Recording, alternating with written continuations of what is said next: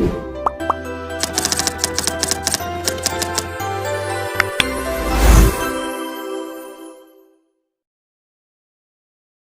guys, pada video ini kelompok kami akan menjelaskan tentang teks akademik dan teks non-akademik. Sebelum itu, tahukah kalian apa itu teks akademik?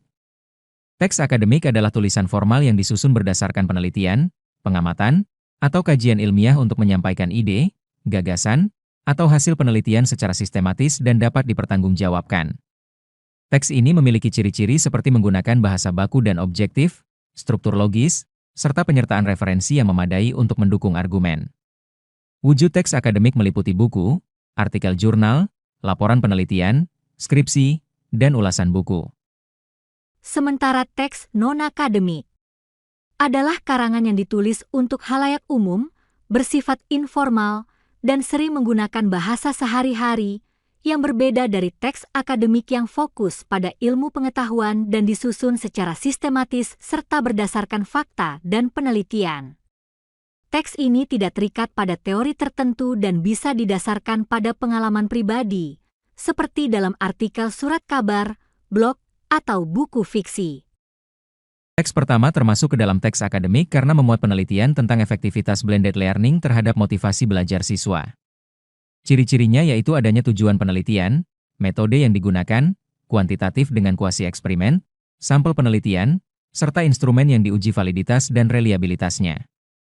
Bahasa yang dipakai bersifat formal, objektif, dan sistematis. Teks kedua juga tergolong akademik karena membahas fenomena inflasi dan kenaikan harga komoditas dengan analisis makroekonomi. Ciri-cirinya antara lain menggunakan istilah ilmiah seperti inflasi, rantai pasok global, kebijakan moneter, serta membahas dampaknya terhadap daya beli masyarakat. Bahasanya baku, informatif, dan tanpa melibatkan opini pribadi. Teks ketiga termasuk akademik karena membicarakan fenomena migrasi urban dengan konsep push factors dan pull factors. Ciri-cirinya yaitu mengacu pada teori migrasi, menggunakan data sensus penduduk dari 2010 hingga 2020, dan menjelaskan faktor-faktor sosial ekonomi secara objektif. Bahasa yang digunakan juga formal dan berbasis data. Teks keempat termasuk non-akademik karena isinya berupa curhatan tentang belanja bulanan yang cepat habis. Ciri-cirinya tampak pada gaya bahasa santai seperti bikin dompet nangis, serta penggunaan pengalaman pribadi. Tidak ada teori, data ilmiah, atau struktur penelitian, melainkan lebih menekankan pada perasaan penulis. Teks kelima termasuk akademik karena menjelaskan proses fotosintesis pada tumbuhan. Ciri-cirinya adalah adanya penjelasan ilmiah mengenai klorofil, energi cahaya, fase terang, fase gelap, glukosa, dan oksigen. Bahasa yang digunakan bersifat formal dan menjelaskan fenomena alam secara sistematis sesuai dengan konsep biologi. Teks keenam tergolong non-akademik karena berisi pengalaman pribadi tentang tumbuhan di rumah yang layu.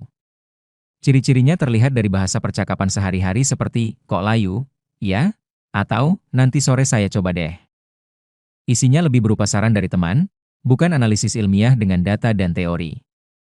Teks ketujuh termasuk non-akademik karena menceritakan kebingungan penulis dalam memilih jurusan kuliah. Ciri-cirinya antara lain banyak menggunakan bahasa subjektif seperti rasanya, passion, serta menampilkan opini pribadi. Tidak ada dasar teori atau struktur akademis, melainkan berbentuk curhatan. Teks ke-8 juga non-akademik karena isinya berupa pengalaman pindah ke kota besar. Ciri-cirinya adalah adanya ekspresi emosional seperti campur aduk atau awalnya takut, serta menceritakan pengalaman pribadi. Bahasa yang digunakan santai dan naratif, tanpa adanya data atau analisis ilmiah. Teks ke-9 masuk kategori akademik karena berisi analisis klinis tentang konsumsi paracetamol dalam dosis berlebih.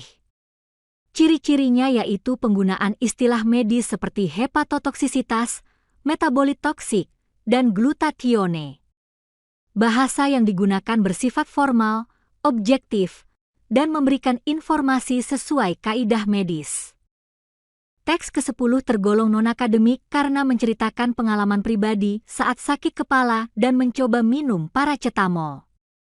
Ciri-cirinya tampak dari penggunaan bahasa santai seperti ganggu banget dan mungkin besok harus ke dokter. Isi teks lebih berupa cerita sehari-hari, bukan penjelasan ilmiah.